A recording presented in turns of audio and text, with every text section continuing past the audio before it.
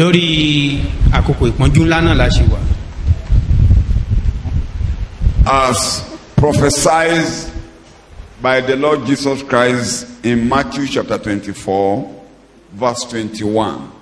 Gẹ́gẹ́ bí Jésù ṣe sàsọtẹ́lẹ̀ rẹ̀ nínú ìwé Matthew orí 24 ẹsẹ̀ 21 rẹ̀. Let's quickly read. Ẹ jẹ́ ká kà á. 24, Ìwé verse Matthew 21, verse 21. orí 24 nítorí nígbà náà ẹsẹ̀ 21. ní ìpọ́njú ńlá yóò wà irú èyí tí kò sí láti ìgbà ìbẹ̀rẹ̀ ọjọ́ ìwá di ìsinsìnyí bẹ́ẹ̀ kọ́ irú rẹ̀ kì yóò sì sí. Thank you. For then there will... Ó dájú pé The great tribulation is a class on its own. ó ti yé wa wípé ìpọ́njú ńlá ó dá wà láyé ara rẹ̀. And we have said, according to prophetic utterances by the revelation shown to John, the beloved, A ti sọ gẹ́gẹ́ bí ìfihàn tí a fi hàn Jòhánù olùfẹ́. the great tribulation is in 3 batches. Ìpọ́njú ńlá yìí a pín sí ọ̀nà mẹ́ta. It is one, but it's in 3 batches. Ìkan náà ni o, ṣùgbọ́n bí ìpele mẹ́ta ló máa jẹ́. Thank you very much.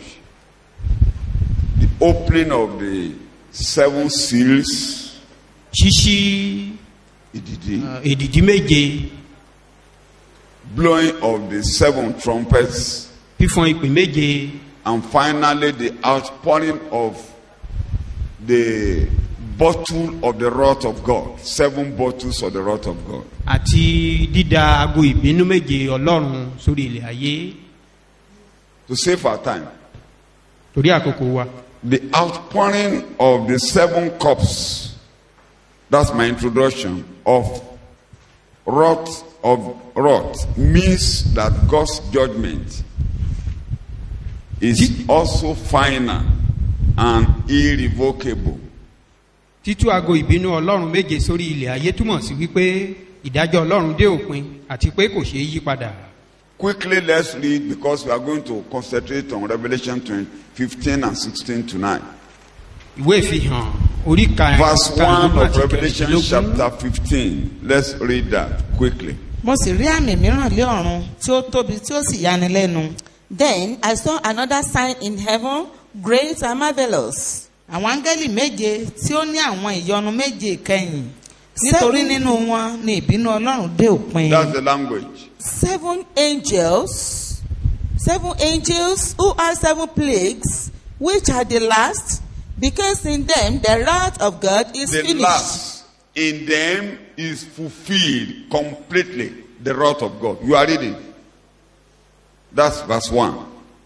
So the partial judgment of the trumpets suggests that God uses sufferings and evils of this life as a warning to draw humankind towards repentance and faith in Christ.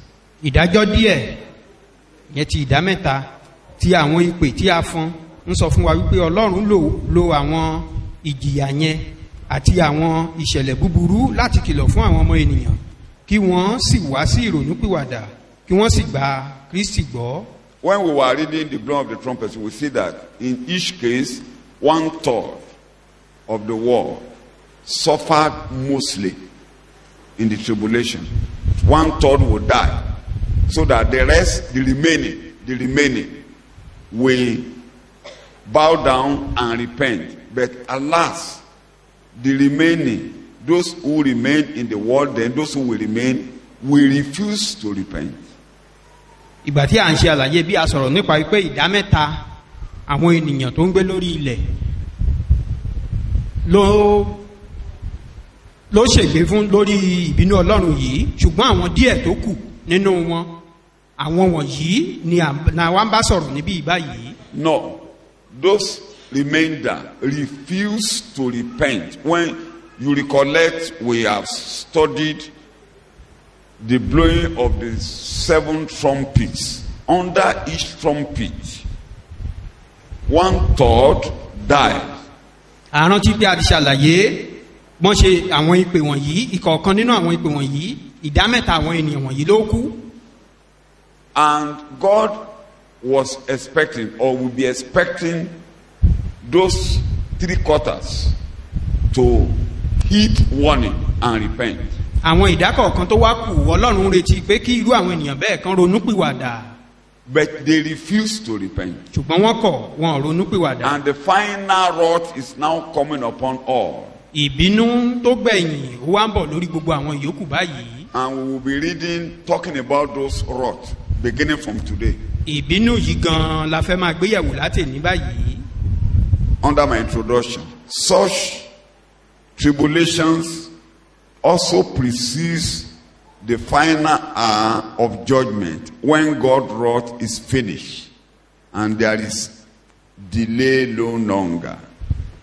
ìpọ́njú yìí wà ṣáájú wákàtí náà nínú èyí tí ìbínú ọlọ́run yóò dópin nígbà tí ìbínú ọlọ́run máa parí tí kò sì ní sí ìjáfara kankan mọ́. Nothing would delay God from executing the judgment. ohunkóhun ò ní dí ọlọ́run lọ́wọ́ láti mú Nothing will ìdájọ́ rẹ̀ stop ṣẹ. him from executing the kò judgment. sí nǹkan kan tí yóò dá dúró láti mú ìbínú rẹ̀ yìí ṣẹ. The 7 cups of the wrath is the judgment of the Lamb on earth, especially on those who have the mark of the beast. ago ìbínú ọlọ́run méje ni ìdájọ́ ọ̀dọ́ àgùntàn lórí ilẹ̀ ayé pàápàá jùlọ lórí àwọn tí ó gba àmì ẹranko. Under our study, lábẹ́ ẹ̀kọ́ yìí you remember that Jesus was talking to the Jews ó ti yé wa wípé àwọn júù ni jésù ń bá sọ̀rọ̀ in Matthew 24. nínú ìwé matthew orí kẹrìnlélógún. And he said, the ruler which they will accept, ó sọ fún wọn pé alákòóso ẹni tí wọ́n á gbà who will now profane the temple tí yóò bà tẹ́ḿpìlì jẹ́ and wage war against the Jews. tá a sì gbógun ti àwọn júù. And the Jews will begin to fly away, the Amen. wrong scatter. àwọn náà àwa máa sá ajé àkókò sísá wọn. And during that period, God himself will now bring tribulation upon the kingdom of that world ruler.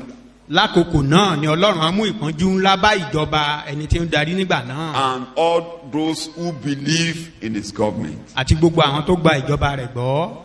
So is that tribulation that we are studying.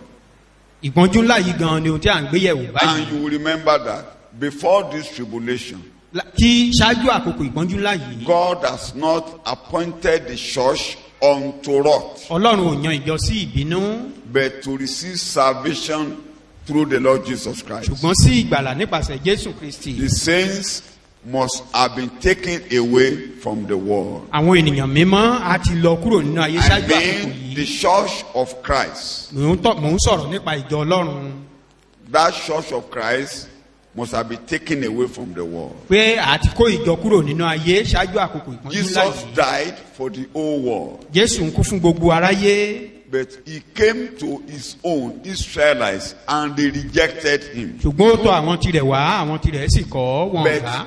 the Gentile world now receive him. ṣùgbọ́n àwọn kèfèrí ló wá tẹ́wọ́ gbà báyìí. And the Gentile world that received him were hidden in the mind of God prophetically. àwọn kèfèrí tó sì tẹ́wọ́ gbà yìí tó tẹ́wọ́ gbà jésù yìí a ti fi wọ́n pamọ́ nínú ìpinnu ọlọ́run nínú ètò In ọlọ́run all prophetic writings, ní gbogbo àwọn àsọtẹ́lẹ̀ nothing talks about the church going through the tribulation. kò sí ibi tí wọ́n ti sọ̀rọ̀ nípa pé ìjọ á la ìbínú The ńlá kọjá. tribulation is purely for Israel and the world and the ruler of the world, those who believe in the Antichrist. ìpọ́njú ńlá ó wà fún àwọn júù àti àwọn tó ń tẹ̀lé aṣòdìsí kristi As yìí a reminder, gẹ́gẹ́ bí ìrántí you will remember the 70 weeks of Daniel. àrántí àádọ́rin ọ̀sẹ̀ ti dáníẹ́lì 69 weeks is the end of the Messiah. ọ̀kàndínláàádọ́rin ni òpin iṣẹ́ ìránṣẹ́ mìsáyà The 78th week is for Israel and their ruler. àádọ́rin ọ̀sẹ̀ yẹn gangan ó wà fún àwọn ọmọ Ísírẹ́lì àti ẹni tó tá máa darí nígbà náà. The church only come between the 69 and the 78th week. a kò lọ ìjọ sí àárín ọ̀kàndínláàádọ́rin àti àádọ́rin ọ̀sẹ̀ ni. To fulfill that, Israelites will be left desolate until the time of the Gentiles is fulfilled. láti lè fi àsọtẹ́lẹ̀ tí a ti sọ yìí pé wọ́n á wà ní Ísírẹ́lì adahoro títí adi ìtẹ̀mọ́lẹ̀ títí tí. Until the time of the Gentiles. títí tí ìgbà tí àwọn kèfèrí yóò fi dé. And the Gentiles will be taken out of the way. àmú àwọn kèfèrí kúrò lójú ọ̀nà. The church, ìjọ. which is the church of Christ, èyí tí ṣe ìjọ Kristi. controlled by the Holy Spirit. tí ẹ̀mí mímọ́ ń ṣe ìdarí rẹ̀. According to 2 Thessalonians chapter 2, gẹ́gẹ́ bí àkọsílẹ̀ Tẹsalóníkà kejì orí the kejì. Antichrist from verse 7 Láti could have ẹsẹ̀ been keje. manifested, could have been revealed, but something is hindering, blocking its revelation. Quickly, just verse 5, 6, 7. Yes, 5, 6, 7 for clarity. ẹ̀yin kò rántí pé Do you not recollect nígbà tí mo wà lọ́dọ̀ yín that when I was still with you, mo ń sọ nǹkan wọ̀nyí fún yín I told you these things, àti nísinsìnyí and now you know ẹ̀yin mọ ohun tí ó ń ṣe ìdènà what is restraining him from being revealed at this time. kí a lè bá a fi hàn lé àkókò rẹ̀. It is so that it may be manifested, revealed in his own appointed time. nítorí pé ohun ìjìnlẹ̀ ti ń ṣiṣẹ́ náà. For the mystery of lawlessness, that hidden principle of rebellion against constituted authority, is already at work in the world. kìkì pé ẹnìkan wà tí ń ṣe ìdènà nísinsìnyí. But it is restraint only until he who restrains is taken out of the way. The one who is restraining is the church, controlled by the Holy Spirit. ẹni tó ń ṣe ìdènà ìjọ tí ẹ̀mí mímọ́ ń darí. I mean, the church, controlled by the Holy Spirit, is blocking the revelation of the man of lawlessness. ìjọ tí ẹ̀mí mímọ́ ń ṣe ìdarí rẹ̀ ó ní ó ń ṣe ìdènà ọkùnrin tí ọkùnrin ẹ̀ṣẹ̀ tó ń bọ̀ wá darí ayé. Until that restraint is removed, títí tí a ó fi mú ìjọ kúrò èyí tó ń ṣe ìdènà lọ́wọ́lọ́wọ́ báyìí. the man of sin will not come to rule the world. ọkùnrin ẹ̀ṣẹ̀ kò tí ì lè wá darí ayé. Going back to the feast of Jehovah, tá a bá lọ sínú àsè Jèhófà. the 7 feasts of Jehovah is purely for Israel. It has nothing to do with the church or the Gentile world. àsè méje ti Jèhófà àwọn Júù ló wà fún, kò ní nǹkan kan ṣe pẹ̀lú àwọn kèfèrí àbí The ìjọ. Passover and the feast of the unleavened bread combined together was fulfilled at the death of Christ. àjọ ìrékọjá àti ti ìwúkàrà ìgbà tí Jésù jíǹde No. tó tí Jésù kú la mú ṣẹ. The death, Christ, biblically, Christ died as our Paschal lamb. Jésù kú gẹ́gẹ́ bí àgbò ìrékọjá wa. Thank you. So, the end of Passover is the death of Christ. òpin àsè ìrékọjá ni ikú Jésù So, Kristi. no àjọ more ìrékọjá feast of Passover again. kò sí àjọ ìrékọjá mọ́. The feast of first fruit, àjọ àkọ́so 3rd day. ọjọ́ kẹta. That was when Jesus rose from the dead. ìyẹn nígbà tí Jésù jíǹde kúrò nínú òkú. Jesus has risen as the first fruit. Jésù ti jíǹde gẹ́gẹ́ bí àkọ́so. The Bible records that is the first fruit of those who have died. Bíbélì jẹ́ kó yé wa pé Jésù ní àkọ́so gbogbo àwọn tó ti kú. He rose as the high priest ó jíǹde gẹ́gẹ́ bí olórí who àlùfáà took the first fruit to heaven. tó mú àkọ́so lọ sí ọ̀run. And 50 days after that, àádọ́ta ọjọ́ lẹ́yìn ìgbà náà the feast of Pentecost, àjọ pentikọ́stì when the Holy Ghost came upon the church. nígbà tí ẹ̀mí mọ́ sọ̀kalẹ̀ sí ìjọ And the church, the people of God, became born again. àwọn ènìyàn ọlọ́run wá di àtúnbí ní ìgbà náà It is when we brought 2 loaves of bread nígbà tí wọ́n mú búrẹ́dì méjì that is leavened. tó ní ìwúkàrà nínú Thank you.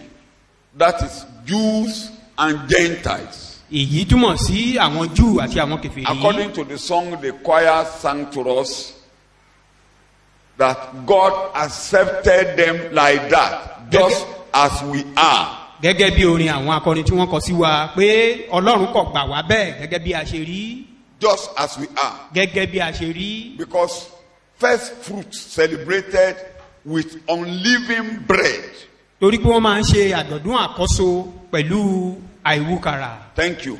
But the feast of Pentecost was celebrated with 2 loaves of living bread.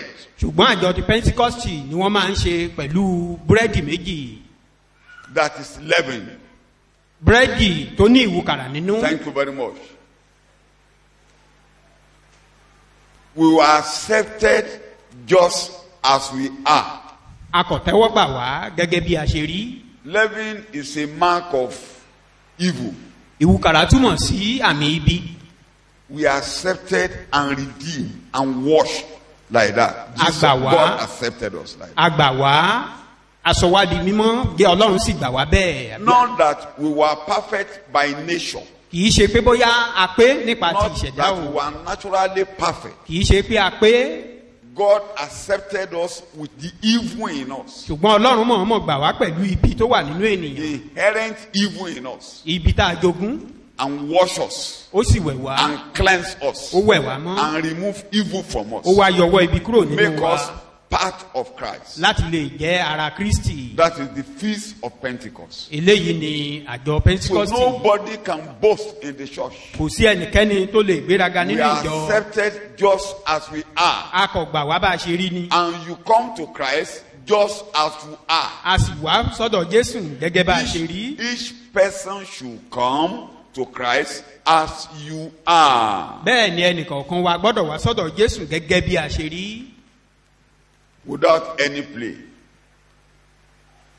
Without bringing anything. láì mú ohunkóhun wá Without bringing anything. láì mú ohunkóhun wá Not the work of your hand. kì í ṣe iṣẹ́ ọwọ́ wa Not by your labor according to Rock of Ages, cleft for me. gẹ́gẹ́ bí Gẹ́gẹ́ bí orin àpáta ayérayé ṣe bí ìsádi mi Thank you very much. You come to Christ just as you are. You Kákọ̀ wá don't change sọ́dọ̀ Jésù bá yourself. ṣe. You can never change yourself. a lè yí ara wa padà ká má wulẹ̀ dààmú What ara am wa I lórí tí a trying to fẹ́ yí bring ara wa out? padà kí ni mò ń gbìyànjú àti mú jáde Between Pentecost láàrin pentikọ́stì and the blowing of the trumpet, the feast of trumpet, àti àjọ ìpè is the harvest. òun ni ìkórè wà And since Jesus rose and went to heaven, látìgbà tí Jésù ti jíǹde tó lọ sọ́run and the church have been born on At- the day of Pentecost. àti bí àbí ìjọ ní ọjọ́ pentikọ́stì Now the church have been sent to go and harvest. a sì ti rán ìjọ láti lọ sí máa ṣèkórè And 2 trumpets will be blown. ìpè méjì ló kù tá a fọn There is the trumpet of gathering people together. ìpè tí wọ́n fi kó àwọn ènìyàn jọ padà The trumpet for war. àti ìpè ìdágìrì The trumpet of gathering will happen, which will gather the church to heaven. ìpè tá a fi kó àwọn ìjọ padà wọ́n á fọn ìyẹn láti kó ìjọ After papọ̀ that, the blowing of the trumpet for war. lẹ́yìn eléyìí ni ìpè ìdágìrì Are you listening to me? ṣé ẹ̀ ń gbọ́ mi So, what am I trying to say? kí ni mò ń gbìyànjú láti sọ Place of the church in prophecy. ibi tá a fi ìjọ sí nínú àsọtẹ́lẹ̀ It has nothing to do with tribulation. kò ní nǹkan kan ṣe pẹ̀lú ìpọ́njú ńlá Throughout the scriptures, the church has nothing to do with tribulation. ní gbogbo inú ìwé mímọ́ ìjọ ò ní nǹkan kan ṣe pẹ̀lú ìpọ́njú ńlá We will pass through trials as believers on à á earth. la ìdánwò kọjá o gẹ́gẹ́ bí ìjọ We nínú ayé. shall be tried, we shall be persecuted as a church, à á dán wa wò gẹ́gẹ́ bí ìjọ. but the church will never go through the great tribulation. ṣùgbọ́n ìjọ ò ní la ìpọ́njú ńlá kọjá. The believers will have been called up à á ti pe àwọn ènìyàn mímọ́ sókè to meet with Christ láti pàdé Jésù Kristi before the great tribulation. ṣáájú ìpọ́njú ńlá. Only those who don't believe in Christ, àwọn tí ò gba Jésù gbọ́ nìkan. those who now accept the mark of the beast, àwọn tó ti gba àmì ẹranko náà. that will pass through the tribulation. àwọn lála inú ìpọ́njú ńlá I've kọjá. often said that, mo ti máa ń sọ eléyìí. that in case, like the book I told you I read, in case you don't go, gẹ́gẹ́ bí ìwé kan tí mo sọ fún wa pé mo kà pé tá a bá wá tó bá ṣeé ṣe pé ò lọ. that's the title of the book. In case you don't go with the rapture, yí pé o kùnà láti bá ìgbàsókè lọ. what can you do? kí ló kù fún ọ láti ṣe. We are praying everybody will go with the rapture. àdúrà wa ni pé kí gbogbo wa ká bá ìpè lọ. The rapture can take place and it will take place anytime from now. ìpè lè dún ní ìgbàkúgbà. Let me digress. mo yà bàrà. The church, the world is winding up. ayé ń palẹ̀ ara rẹ̀ mọ́ díẹ̀díẹ̀. The focus is on Israel as a nation. àfojúsùn ọlọ́run ó wà lórí àwọn Ísírẹ́lì All gẹ́gẹ́ the bí prophecies God orílẹ̀-èdè. spoke about Israel, nothing shall fail. gbogbo àsọtẹ́lẹ̀ tá a ti sọ lórí àwọn ọmọ Ísírẹ́lì kan ò ní kùnà ń bẹ̀. The blessing proclaimed about them, nothing shall fail. ìbùkún tí a ti sọ tẹ́lẹ̀ nípa àwọn èyíkéyìí ò ní kùnà. The garden of Israel back home, nothing shall fail. ìpadàbọ̀ sí ilé wọn àní sí ìlú wọn ìkan ò ní When kùnà you take níbẹ̀. time to read the prophecies, particularly Jeremiah, prophet Jeremiah, tá a bá ráyè tá a ka àwọn àsọtẹ́lẹ̀ pàápàá jùlọ ìwé Jeremáyà. even when you go to his lamentation, tá a bá lọ sínú ibi you will ẹkùn see Jeremáyà that gan. all prophetic writings spoke that Israel is coming to a period of festivities in the later days. gbogbo àsọtẹ́lẹ̀ ló sọ nípa pé àwọn ọmọ Ísírẹ́lì wọ́n á padà wálé wá ṣe àjọyọ̀ nígbẹ̀yìn. And prophetically, God declared judgment upon every nation that had part in tormenting Israel as a nation. ó sì ti wà nínú àsọtẹ́lẹ̀ wípé Ọlọ́run á jẹ gbogbo orílẹ̀-èdè kórílẹ̀-èdè tó bá ti lọ́wọ́ nínú tó fìyà jẹ ọmọ Ísírẹ́lì nínú ìrìnàjò Beginning wọn. from Egypt, bẹ̀rẹ̀ láti orílẹ̀-èdè Íjíbítì, Assyria. Asíríà. You know, God has dealt with the kingdom of Egypt. ẹ mọ̀ pé Ọlọ́run ti gbógun ti ìjọ orílẹ̀-èdè Íjíbítì. Egypt was the mother of kingdoms. òun ni olórí gbogbo àwọn ìjọba orílẹ̀-èdè ìyẹn It's Íjíbítì. the first kingdom that housed Israel as a nation. òun ni ìjọba àkọ́kọ́ tó gba àwọn ọmọ Ísírẹ́lì lálejò. And it waged war against Israel. ó sì gbógun ti wọ́n. And God declared judgment upon him. Ọlọ́run sì kéde ìdájọ́ lórí Even rẹ̀. when Israel was taken into captivity, nígbà tá a tilẹ̀ kó àwọn ọmọ Ísírẹ́lì lọ sí ìgbèkùn. Israelites were told, you will never go to that road again. a sọ fún wọn pé ẹ ní padà lọ sí ibẹ̀ yẹn mọ́. You know, when they were coming from Egypt, they were attempting to return to Egypt. ṣe mọ̀ pé nígbà tí wọ́n ń kúrò ní ilẹ̀ Íjíbítì wọ́n ń gbìyànjú àti padà síbẹ̀. God told them, you are not going there again. ṣùgbọ́n Ọlọ́run sọ fún wọn pé ẹ ní padà síbẹ̀ mọ́. Israelites went to Egypt. àwọn ọmọ Ísírẹ́lì padà. God dealt with Egypt. Ọlọ́run bá wọn ó bá Íjíbítì jà Handed torí wọn. over Egypt to King Nebuchadnezzar. kó tó di pé wá fi ìjọba Íjíbítì lé ọba Nebukadnesari lọ́wọ́. God dealt with that kingdom. Ọlọ́run gbógun ti ìjọba náà. Kingdom of Egypt was so big. ìjọba ilẹ̀ Íjíbítì tóbi nígbà Let me náà. digress. It's the kingdom of blacks òun ni ìjọba àwọn ènìyàn dúdú that ruled the world. tó jẹ That gàba master over the ní world. gbogbo ayé tó jẹ́ olórí ayé nígbà náà. And blacks became redundant. They became useless in the world. láti ìgbà tí Ọlọ́run ti gbógun tì wọ́n ni àwọn ènìyàn dúdú ti rẹ̀yìn. He can never be the leader again. kò lè jẹ́ adarí mọ́. Are you listening to me? jẹ́ ń gbọ́ mi. It can never be the leader of the world again. kò lè darí ayé mọ́. Assyria took Israel into captivity. àwọn Asíríà náà wọ́n kó àwọn Ísírẹ́lì ní ìgbèkùn. God dealt with them. Ọlọ́run gbógun tì wọ́n. Nineveh was brought down. àbí Nínéfè ṣubú. You know, Jonah was sent ẹ mọ̀ pé arán Jónà sí wọn. and they repented. wọ́n ronú pìwàdà. Go and read Nahum. God brought Nineveh down totally. ẹ lọ ka ìwé Náhúmù. Ọlọ́run wó Nínéfè palẹ̀. Media and Persia took custody of Israel. Mídíà àti Páṣíà àwọn náà wọ́n gba àwọn ọmọ Ísírẹ́lì lálejò. You remember the lamb with 2 horns. ẹ rántí àgbò oníwo méjì. God dealt with that kingdom. Ọlọ́run gbógun ti ìjọba náà. Completely. Pátápátá. And before that, Babylon took over. Ṣáájú wọn, Bábílónì ti kó wọn ní ìgbèkùn. You know, Babylon is Iraq and Iran. Bábílónì ìgbà náà ó Particularly ní Iraq. Iran àti Iraq Iraq. níyìí. Babylon, if you look at Babylon came down totally. The remnants of Babylon will still be destroyed. The remnants of Babylon will still be destroyed. Bábílónì All remnants of Babylon wálẹ̀ will èyí tó tún sì kù nínú rẹ̀ lọ́lọ́run á sì gbógun tì. The war that is still going is to bring totally Babylon to the wreckage. Ogun tó ń jà lọ́wọ́lọ́wọ́ báyìí ni láti mú God said Bábílónì it wálẹ̀ will be pátápátá. like Sodom and Gomorrah. Ó ní Ọlọ́run ti sọ pé á dàbí Sódómù àti Gòmórà. All the remnants of Babylon will Gbogbo èyí tó kù ní Bábílónì. Medo-Persia took over. Medo-Persia And remember àwọn náà gbà á. the he-goat, that is Greek. Ẹ rántí òbúkọ oníwo kan. Greek was so great. Gíríkì náà tóbi níjọba That tiẹ̀. the first king Ọba that was àkọ́kọ́ níbẹ̀. stamped great in history was Alexander the Great. Ẹni ọba àkọ́kọ́ tí wọ́n lè sọ pé ọba tó tóbi òní Alexander tí wọ́n ní ó tóbi. He was so great Ó and he tóbi was so great nítòótọ́ ó sì tóbi. that he had the title, I see, I saw, I conquered.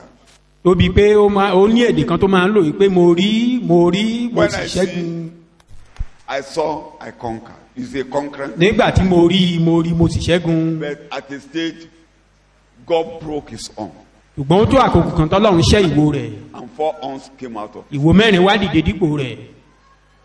We'll be talking about that in some other things. A máa sọ̀rọ̀ nípa ìyẹn Rome lọ́jọ́ took iwájú. over, Rome came down. Róòmù náà tún gbà wọ́n lálejò. And the Àwọn náà remnants of ṣubú. Rome that is in the world today, Àwọn ìyókù Róòmù wọ́n pa káàkiri they will orílẹ̀-èdè come lónìí. up and join hands together with the remnants of Babylon. Àwọn And ni all of them they will be brought down. Wọ́n á dìde wọ́n á sowọ́pọ̀ pẹ̀lú àwọn Bábílónì tó What kù am I gbogbo wọn talking? lọ́lọ́run á bì wò. Kí ni mò ń gbìyànjú àti mú There jáde? is focus on Israel.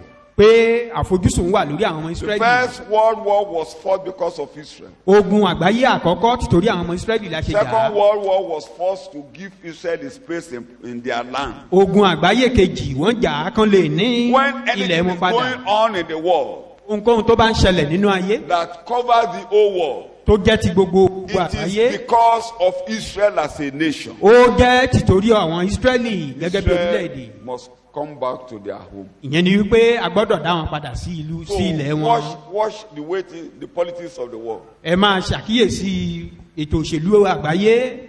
There was an election yesterday. Wọ́n fẹ́ dìbò lónìí àbí lánàá wọ́n dìbò lánàá. Netanyahu has won again. Netanyahu But they will never Israeli form tó a ti majority because there is a law. Israel will never have a leader. torí ó ti wà ní àkọsílẹ̀ pé Ísírẹ́lì ò ní ní adarí. That is the third election within a year. Ìbò ẹ̀kẹta láàrin ọdún kan nìyẹn. They couldn't produce a leader. Wọ́n lè mú ẹnìkan gbòógì jáde pé òun ló borí. He's a hardliner. Ó sì jẹ́ alágbára kan tó. No, there are hardliners that go with the law. Ó máa rìn káàkiri pẹ̀lú àkọsílẹ̀ Bíbélì náà máa ń gbé ká. Bíbélì. Ibi tẹ́lẹ̀ wá dèrè. This is our boundary. Ìkàtà ń gbé kiri nìyí. That is what they are going about. Bàbá àwọn ni Menachem-Begin. That is their father, Ìyẹn Menachem-Begin. tiẹ̀ lé púpọ̀. That one is very strong. Sharon, Menachem-Begin, gbogbo wọn yẹn. Sharon. So ẹni pé òun ò ní debate kankan lórí ọ̀rọ̀ ọ̀lẹ̀. He will not debate anything on land. Ẹni tó gbà tọ́lọ́run tó máa gbéra lọ́wọ́ dìde. By the time God will raise help for them, Ó lọ rèsì Trump. He raise up this present Trump ní American kò lè president. sálàáfíà. Trump says there cannot be peace. First time ẹ ló ti lọ tọ́ tó ti lọ Israel tó ti declare yìí pé. He declared Jerusalem is the life eternal capital of Israel. as live internal capital of No Israel. debate. Kò sí àríyànjiyàn lórí rẹ̀. Ó tún ṣe kan kọ́dún èsì tó kọjá. He did one maybe late last year. Golan Heights gbogbo ibi tán àwọn Syria tán náà tó jẹ́ Syria tán wọ́n gbà nígbà 6-day war. All the land that ẹ̀yin the onígbàgbọ́ Israelites took tẹ́ bá rí in the wọ́n 6 day yẹn war. ẹ̀ka 6 day war ó tóbi lọ́pọ̀lọpọ̀. Ngbà tá ń gba ilẹ̀ yẹn ni wọ́n sọ pé By the time they took those land, occupy territory international kìíní kan. Trump ní ilẹ̀ wọn ní. the American president said Oh, the no, land Mr. belongs to them. Oníṣẹ́rì ló níbẹ̀. Said all those areas belong to Israel. Ariwo ń lọ lọ́wọ́. There are noise outside now. Ewúrẹ́ tó bá ń halẹ̀ mọ́lú oró ẹ̀ kí ló fẹ́ ṣe? A goat that is threatening its owner. Ọlọ́run sọ̀rọ̀ ta ló máa yí padà. God spoke. So gbogbo Who want to change it? lọ́wọ́ ìka Ọlọ́run. All that is going on today in the whole world, Kí ni that mo is pè é? the hand of God. Ẹ rí i pé mò ń sọ fún yín níbi ìgbà tán náà fẹ́ yọ Trump. You know, I was saying it here when they want to impeach Trump. I said that things were going on, it may be impossible for them to impeach him. The thing was so tough Torí ó níṣẹ́ ìránṣẹ́ kan tó ń jà lọ́wọ́. because he has an assignment to fulfill. Ó ń jà lórí ìjọ.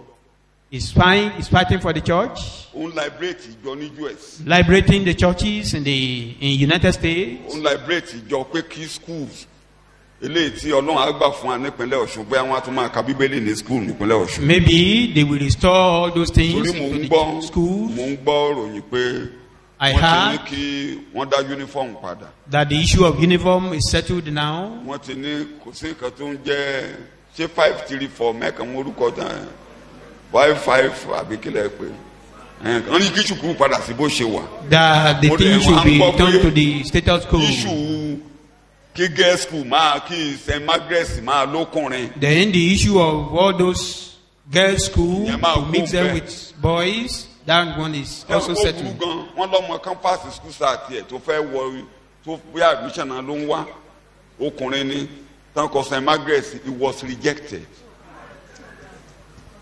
Gbogbo ó fẹ́ fly out gan ni he was totally rejected ọmọ ẹ̀ṣẹ̀ lọ tún wáyé kìí ṣe ni. Wọ́n náà sọ pé kí ló ń wá ní girls school. Is this a girls school? It's criminally girls school. Pé ilé ìwé àwọn ọmọbìnrin ni kì í ṣe tọkùnrin. Lola Memorial Girls Grammar School. Like Babalola, very close to Ọkùnrin this wà ní place. Babalola Memorial Girls Grammar. For a boy to be in Babalola Memorial Girls Ṣé mo School, pé ìdàrúdàpọ̀ tó bá náà ìjọba tó kọjá you know, that is the confusion we have in the mo ń gbọ́ pé previous. gbogbo nǹkan á padà sí bó ṣe rí. I heard it that the thing has been returned to the status quo. Àdúrà wa máa gbà. Our prayer will be answered. Abẹ́ mọ̀ pé à ń gbàdúrà rẹ lórí. You know, we are praying on it. Ó ká mi lára. I'm very concerned about Ó ká it. mi lára gan. Concerned about it. Gan. Mo ti máa ń sọ láàrin yín. I've been saying Nǹkan it. tí ìjọba orílẹ̀-èdè kan fi lè ṣe nǹkan tó dùn mí. What Problem. any government of a nation can do Pé kó that bá ayé ilé can ìwé make jẹ́. me concerned is to Káwọn- ruin academic or káwọn ọmọ- education. Kán má ra yè kàwé. For the Káwọn student ọmọ not to kán má ra have yè access ká to Bíbélì education. sí wọn létí. For them not to have access to Bible.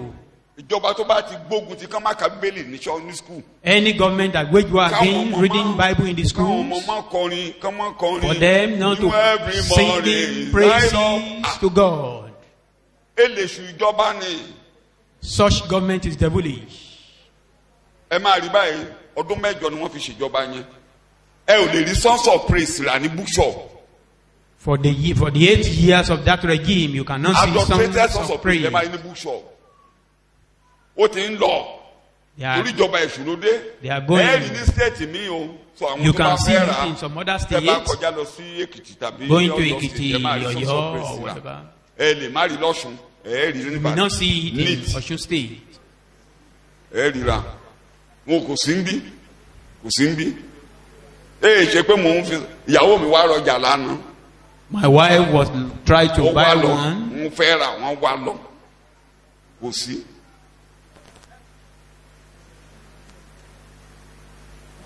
ẹ̀yin òbí tẹ́ ẹ bá ní sílẹ̀ àwọn ọmọ yín tó ra ẹ̀kọ́ jáde mo fẹ́ tún máa lò fáwọn ọmọ nísàlẹ̀. You parents that have it, if you have it at Mo ti home, ṣe you want lẹ́kọ̀ọ́. to use it for the children a tún down padà below. nǹkan tó ń sọnù ní skul àwa máa dá padà ní Those ṣọ́ọ̀ṣì. things that they lost in the school, we will a restore fẹ́ máa them. káwọn ọmọ kọrin bíbélì kí mo We ní kàn want ṣe. our children to be singing praises unto the mo ń Lord. sọ lójú ní gbogbo gbà ó ràn mí lọ́wọ́ o torí tó bá jẹ́ pé catholic mi ni mo jókòó tì I ní am máa saying it, if I've been sitting in ó ràn mí lọ́wọ́ Catholic, dáadáa so mo bá débẹ̀ ni pé what I'm saying is, ìtàn ayé the history of the lórí world Ísírẹ́lì.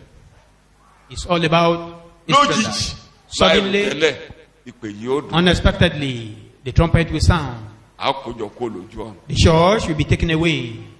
ẹ rí i pé ètò ń tó báyìí No, the program is going on. ẹ̀ẹ̀kan dédé gbọ́ pé You just Eh, hear they it go suddenly, wọ́n dédé fi foundation temple Solomon lélẹ̀. that they laid the foundation of the Solomon Temple.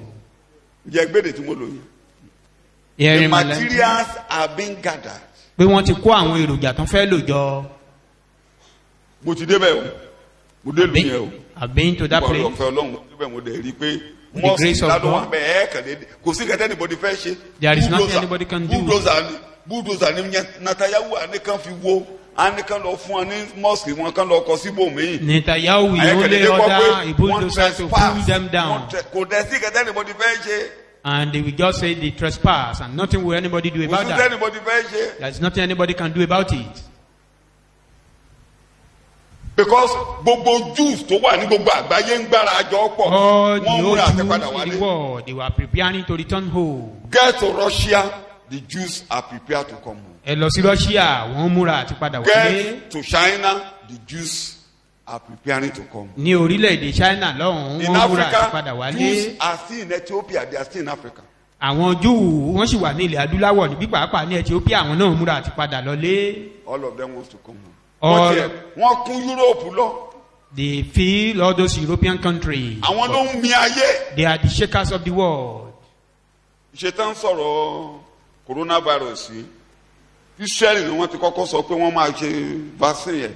Israel. The Israelites wanted Israel. to Last week ni wọ́n sọ pé produce the vaccine vaccine máa jáde. for this coronavirus. Orí ni ó jẹ́. Thou shalt be the head Ò ní jẹ́ ìrù. and not the tail.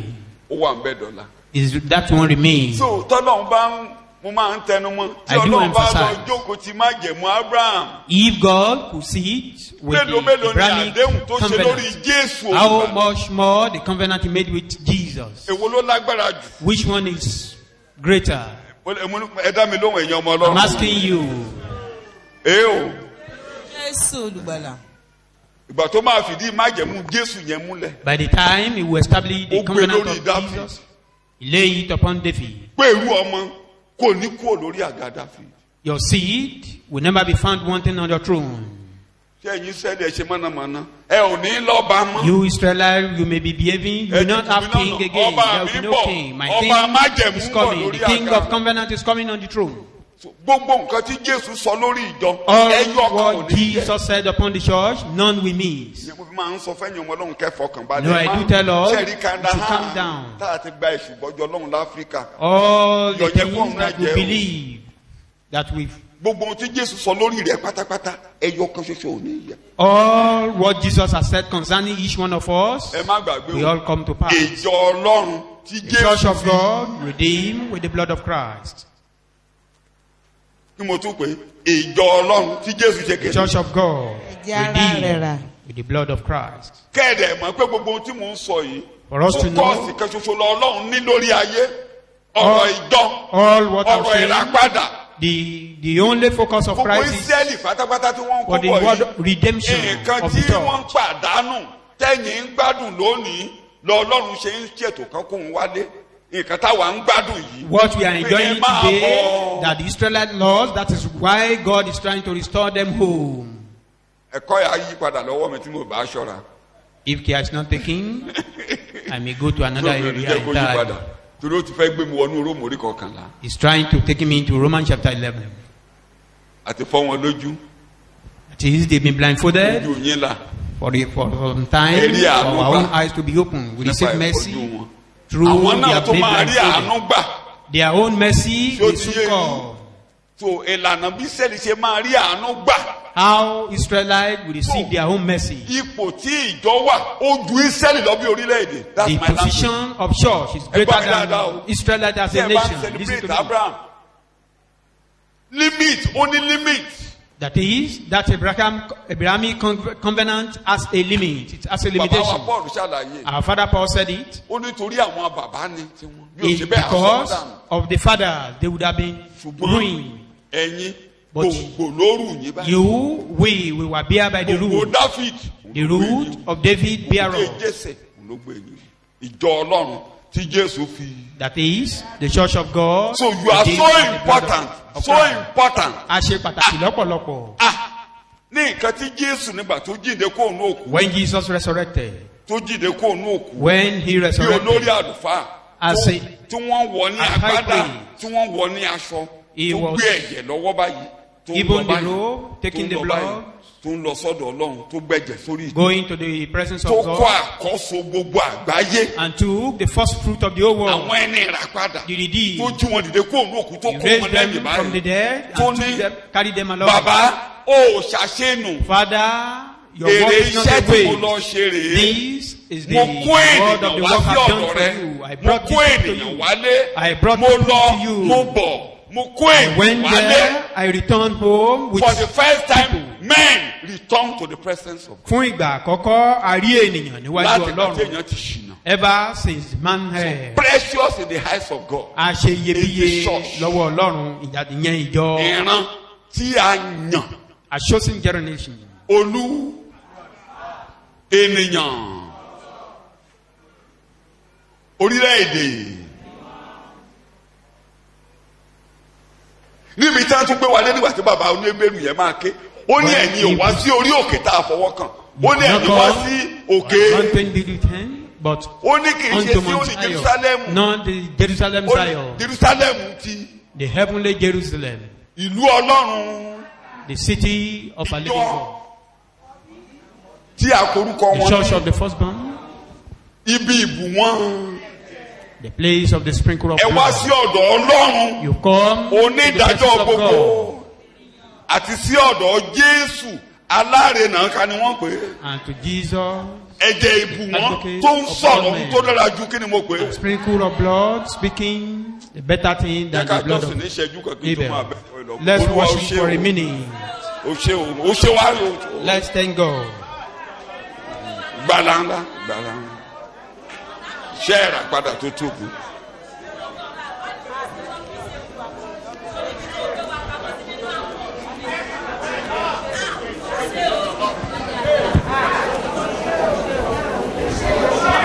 Ọlọ́run ẹ kó jẹ́ ká dúpẹ́ lọ́wọ́ Ọlọ́run fún Open iṣẹ́ your mouth, àràpadà ńlá tó thank kọ́ ń ṣe God. fún un.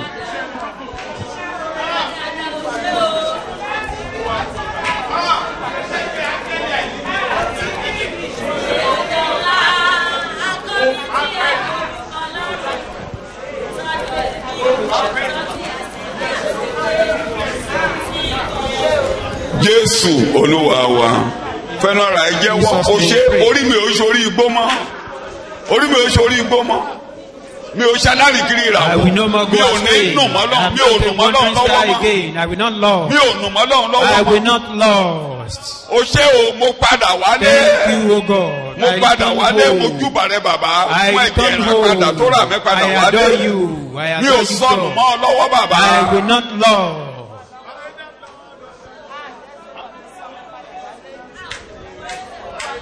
Jésù Olúwa wa. In Jesus' name we pray. Ẹ jẹ́ ká ka ìwé ìfihàn orí kẹẹ̀ẹ́dógún Revelation chapter 15, ẹ̀ka ẹsẹ̀ ìkejì verse 2. sí ìkẹrin Verse kẹjẹ ká 24. bẹ̀rẹ̀ bẹ́ẹ̀ ká mú díẹ̀ díẹ̀ kí n lè parí ẹ̀kọ́ yìí yes. mo sì rí bí ẹni pé òkun dígí tí ó dàpọ̀ pẹ̀lú iná. Then I saw what seemed to be a glassy sea blended with fire. Glassy sea mingle with fire kò léde ní o ẹ máa kà lọ. àwọn tí ó sì dúró lórí òkun dígí yìí jẹ́ àwọn tí wọ́n ti ṣẹ́gun ẹranko náà.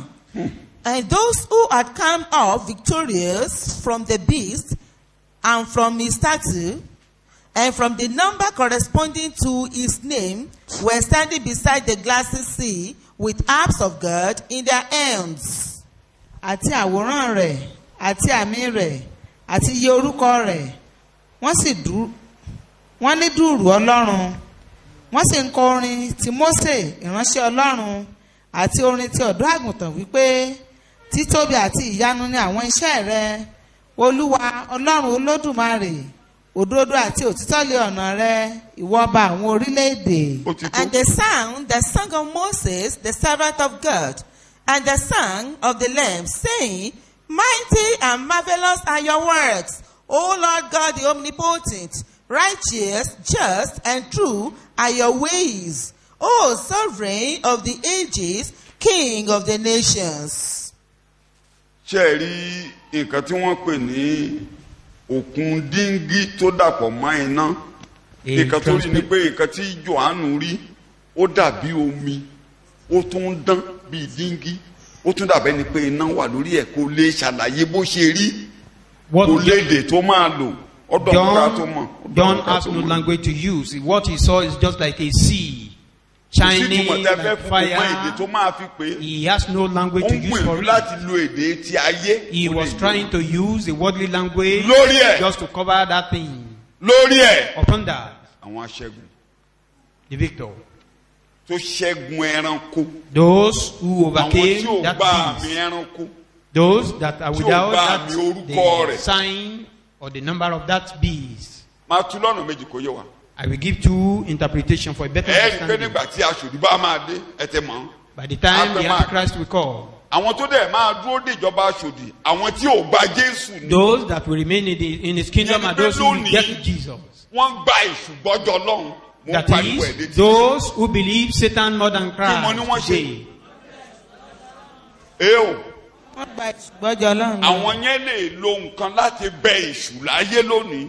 Gbogbo ẹni bá ti lo nǹkan láti ní kéṣù jọ má bínú kò lè lọ sórí ògùn dígí yẹn. Those who normally pacify Satan, àwọn tó máa lu èṣù they cannot go to that transparent pẹ̀lú ìgbàgbọ́ nínú orúkọ àti ẹ̀jẹ̀. Ṣùgbọ́n àwọn tó bá ti compromise pẹ̀lú èṣù. Anyone that compromises with Satan, to pacify him, take the to leave my house, all sorts people are receiving the Antichrist signs today, or numbers. Eavesdropping, you are not cursing. This is faith.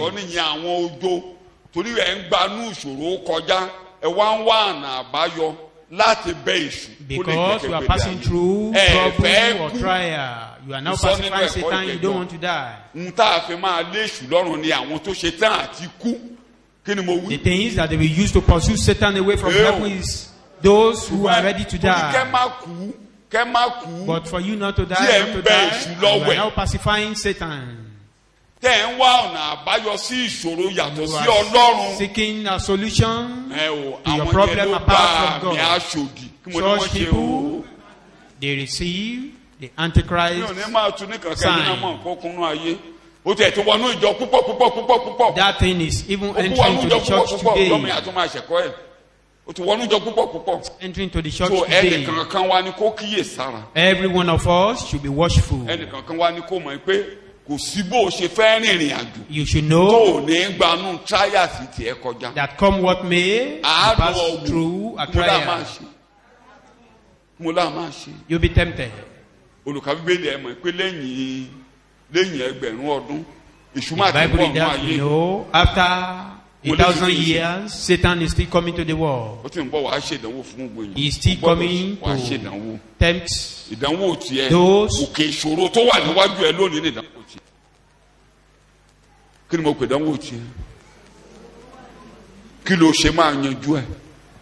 problem we are having today, how will you settle it? Like the wife of my friend, I was telling her a story. I said, prepare. That your husband has gone. To remain you now. We were discussing a certain thing. And I told her, you have no cause to get to. I remind her while you were still young. Former University of Ife pharmacy. You were doing your pharmacy at OAU.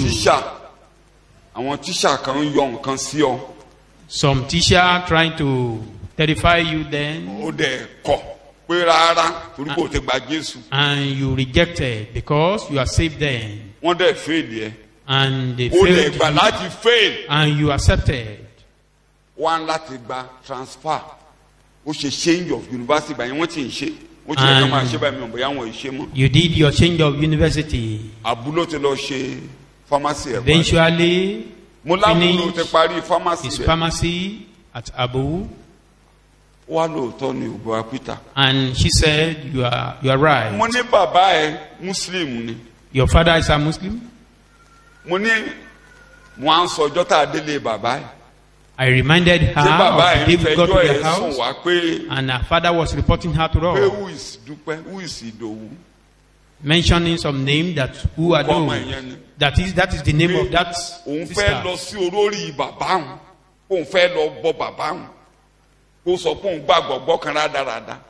That the father said he wanted to go to the burial ground of with her. his father, and the sister was saying he accepted the kind of Jesus, that who is she? He waved her.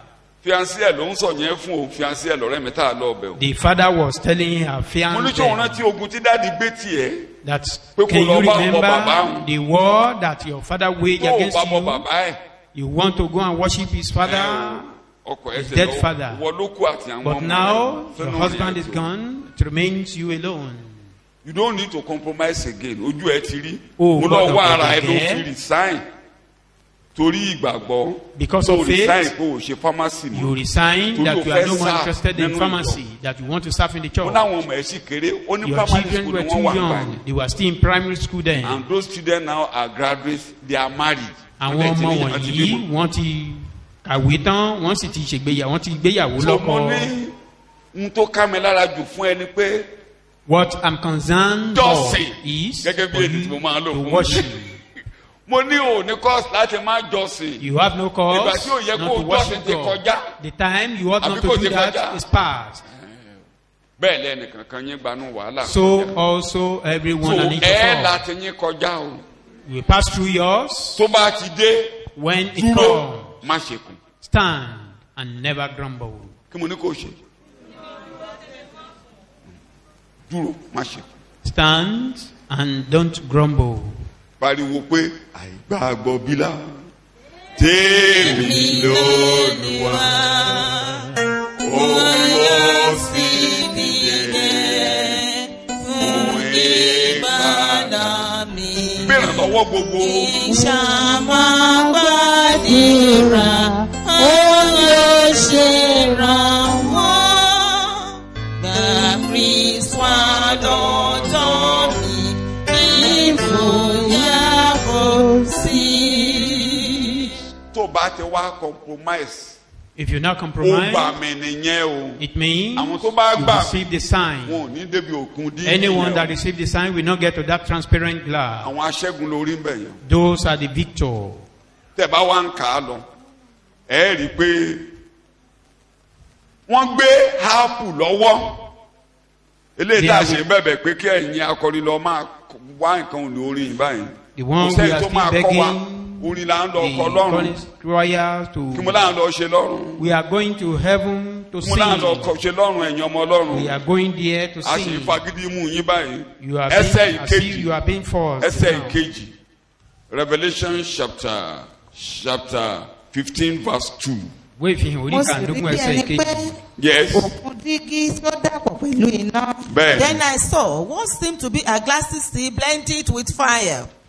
Àwọn tí ó sì dúró lórí òkun dígí yìí jẹ́ àwọn tí wọ́n ti ṣẹ́gun ẹranko náà àti àwòrán rẹ̀ àti àmì rẹ̀ àti iye orúkọ rẹ̀ wọ́n sì ní dùrù Ọlọ́run.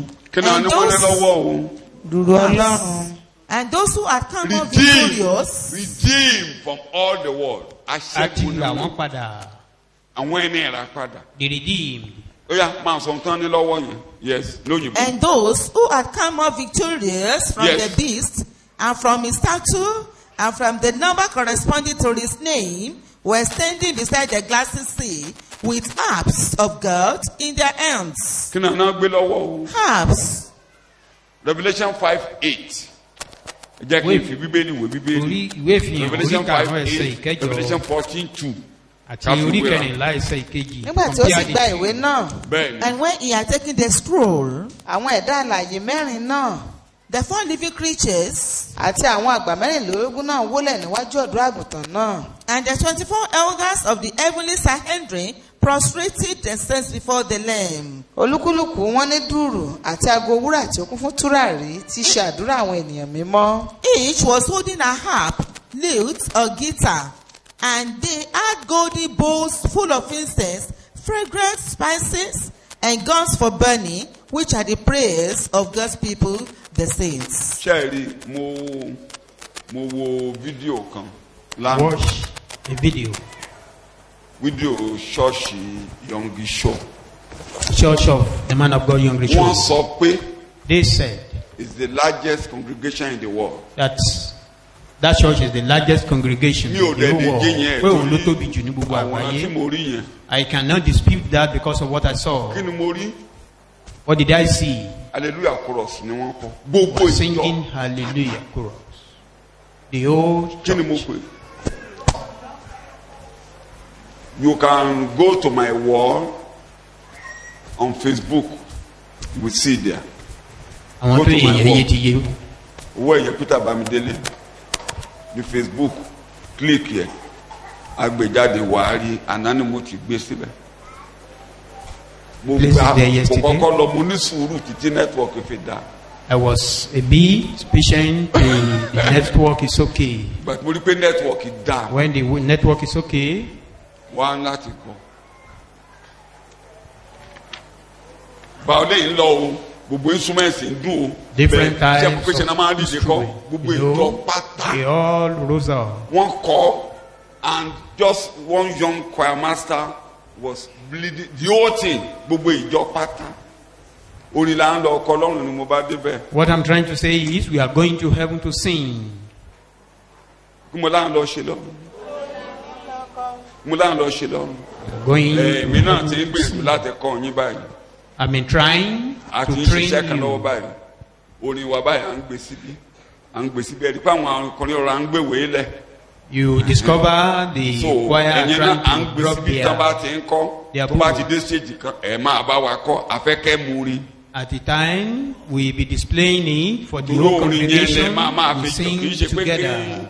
kí kákà máa kọrin sí yín létí ṣáá. Not for us to be singing for kẹ́yìn you. náà má lè fi jọ́sìn And for nílé. you not to use it to worship at home. mo fẹ́ kẹ́ máa fi jọ́sìn mo ń fi jọ́sìn o. We want every one torí of ọ̀gọ̀rọ̀ us to orin wọn ló wà worship lórí with it. mi ṣùgbọ́n mo fẹ́ kó bọ́ sínú agbárí ẹ̀yìn náà. I kó wà want lọ́kàn. to impute it in ìgbà mi everyone. màá máa jọ́sìn àtàbà mi màá rántí mi màá ní kán kọ́ sí mi létí. At times, I may Bẹ́ẹ̀ bẹ́ẹ̀ remember lọ. some and I will call them to remind me So, a tone gbogbo ìjọ or pátá whatever. The whole ẹ church, kílìkì ẹ̀ rí gbogbo ìjọ wọ́n náà dúró báyìí. they all rose up. ọ̀tọ̀ níbi tí kwaya àwọn kwaya dúró ẹ rí wọn ní yunifọ́ọ̀mù kwaya wọn dúró ẹ wàá máa wo àwọn yòókù wọn náà ló everybody ló ń kọ hallelujah chorus. olúwa jẹ́ ká délé. May God help us. gbogbo Sípàgọ́. wa gbogbo wa ló máa ní ohun èlò We orin will lọ́wọ́. all have the instrument of music. ẹlòmíín bẹ́ẹ̀ ó dàgbà ju orin kan. Some people, they thought they are àwọn kan ò sí older ibà wọn rò than pé bóyá àṣẹ ń kọrin for them to lọ́wọ́. sing. torí wọ́n dàgbà ju àti kọrin. They thought Kò sí, they are Ọlọ́run older là ń than júbà. for them to sing. wọ́n gbé áàpù lọ́wọ́. They are holding their harps. mo ní wọ́n gbé lọ́wọ́. kò lè rí yẹn àgbà mẹ́rìnlélógún ló túmọ̀ sí gbogbo ìjọ pátápátá. Those- tẹ́ bá tó wá bọ́ sí wéèfì orí kẹrìnlá ẹ rí àwọn tí a rà padà nínú àwọn Júù. You see àwọn those ọ̀kẹ́ who méje ó are lé redeemed ẹgbàájì in nígbà the tí Jew. wọ́n tún darapọ̀ mọ́ wa kí làwọn náà gbé 144,000. lọ́wọ́ ẹsẹ̀ ìkejì áàpù ni. mo sì gbọ́ ohùn kan láti ọ̀run wá Bẹ́ẹ̀. And I heard a voice from heaven bí ariwo omi púpọ̀ like the sound of great waters àti bí sísán àrá ńlá. and like the rumbling of mighty thunder. mo sì gbọ́ àwọn aludùrù wọ́n ń lu dùrù wọn. The voice I heard seemed like the music of harpists accompanying themselves in their God will harps. give me more personnel that will assist in the children teachers. Ọlọ́run á túbọ̀ ràn wá lọ́wọ́ láti máa rí ló wà àwọn níbi mo fẹ́ àwọn ọ̀dọ́ tí wọ́n bá mi olùkọ́ni join wọn. ṣẹ́ẹ̀rí láti sàlẹ̀ right láti from sàlẹ̀, down below. láti down below yẹn wọ́n á mọ orin They wọ́n á will ti máa lo know instrument how of to music. sing and Gbogbo using sáà. the instrument of music. Either you are afàdúrà jagun, you are anything, wà á mọ orin. Whichever ministry you find yourself, you know how to sing. O ti gbọ́? Ìrántí generation tá à ń train tí a bẹ̀rẹ̀ iṣẹ́ bẹ́ẹ̀ lórí ẹ̀. We've started on that Nínú ilé yín, in your different houses. mo ti bá àwọn ìyàwó alàgbà mi sọ, ìyẹn náà ń I've bọ̀ discussed that nínú with ilé the yín. leader's wife. Ẹ sọ ẹ̀kọ́ dorin. Try to sing. Ẹ̀yin tẹ́ ẹ̀ ní wo orin yẹn, ẹ lọ rà. Those who don't Ẹ lọ rà, have the ẹ lọ rà wé orin hymn ṣọ́ọ̀ṣì. book, Ẹ ra ó Bye. Harwich tá ń lò yẹn. The Ẹ bọ́ Harwich. sọ́jà, ẹ ra songs of praise. and songs of praise. Ẹ kọrin, ẹ kọrin. Christ is our cornerstone, on him I know we build with true saints alone. They can serve heaven and feet.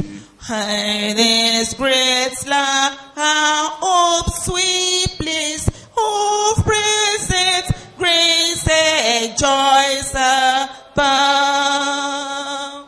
Ẹ jẹ́ káwọn ọmọ yẹn mú ni. Let your children know how to sing. Bí a ṣe jókòó bá àákọrin mí inú ṣọ́ọ̀tù bí orin kéékèèké tó yẹ ká mọ̀ ṣe lọ́pọ̀lọpọ̀ wa máa wo ẹnu wa. As we are sitting here, we sing Yeah, some exactly. song. Some people will just be Nínú looking sọ̀rọ̀ at pé us. ẹ lè jọ́sìn. You'll be saying, I'm not a choir. Ẹ máa wo bí tá à ń kà á lọ yẹn. Look at where we are reading. Bá mú microphone yẹn torí ẹ ti fi kọrin sí wa létí wọn ọlọmọ ò lè mọ pé ẹ ti fi kọrin sí wa létí. Ọba orílẹ̀-èdè. Ìwé ìfihàn orí kan. títóbi àti ìyanu ní àwọn iṣẹ́ rẹ̀ olúwa ọlọ́run olódùmarè Orin tó ń kọ lọ́rùn rẹ̀ ni. òdodo àti ìtẹ́tọ́ ní ọmọ rẹ̀ ìwọ ọba àwọn orílẹ̀-èdè títóbi ní títóbi àti ìyanu ní àwọn iṣẹ́ rẹ̀. Olúwa Ọlọ́run Olódùmarè, òdodo àti òtítọ́ ní ọ̀nà rẹ̀. Ìwọ ọba àwọn orílẹ̀-èdè. Ẹ rí ibi tá à ń kà yìí pé Where we are aṣẹ́gun ló reading. máa kọrin lórúkọ Jésù aṣẹ́gun ni wá o. It's only the victor ní that will yọ̀sẹ̀ sing. We láàrin àwọn are all aṣẹ́gun. victor. You will not be missed among Níbẹ̀ yẹn them. wọ́n ní wọ́n kọ orin Mósè They were singing Moses' song. ẹsẹ̀ ìkẹta àti ìkẹrin ìwé ìfihàn orí kẹẹ̀ẹ́dógún. Ìwé ìfihàn orí ìkẹẹ̀ẹ́dógún. Wọ́n sì ń Revelation kọrin 15. tí Mósè, And they sang the song of Moses, ìránṣẹ́ Ọlọ́run. the servant of God. Ó tó. Ibi méjì láti lórí Mósè ní Bíbélì. Two places where we have song Ẹ̀kẹ́ni of Moses. nígbà tí wọ́n ń borí Bible. Fáráò lókun pupa. The first place where they Miriam overcame gbé orin. Pharaoh Odidi ṣáàtà after kan the wọ́n Red kọ Sea. níbẹ̀ yẹn. They used a whole chapter Orin for aṣẹ́gun song. ni. Kí ni mo Those pè are é? the song of the victor. Kí ni mo pè é? Orin aṣẹ́gun. Kí ni mo pè é? Orin aṣẹ́gun ni. Songs Ẹ of o, victor. eléyìí tó wá tún lágbára jù.